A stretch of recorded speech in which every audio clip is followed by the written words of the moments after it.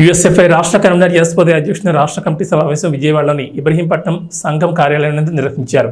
October 18, 19 జాతీయ మహాసభలను విజయవాడ నగరంలో నిర్వహించాలని నిర్ణయించారు. అందుకు సంబంధించిన యూఎస్ఎఫ్ఐ డోర్ స్టిక్కర్స్ను రాష్ట్ర కార్యవర్గం ఆవిష్కరించింది.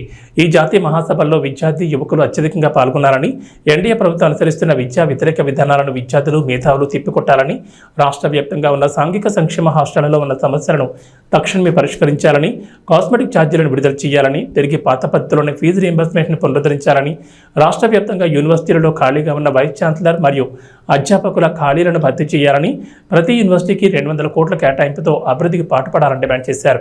అఖిల భారత మహాసభలను విజయవంతం చేయడానికి విజయవాడ ప్రజలు, ఇతర ప్రాంతాల ప్రజలు ఆర్థికంగా సహాయ సహకారాలు అందజేయాలని విజ్ఞప్తి చేశారు. ఈ సమావేశానికి వివిధ జిల్లాల నుంచి విద్యార్థి నాయకులు హాజరయ్యారు. జయప్రదం చేయండి యూఎస్ఎఫ్ఐ జాతీయ మహాసభలను. జయప్రదం చేయండి యూఎస్ఎఫ్ఐ జాతీయ మహాసభలను. జయప్రదం చేయండి.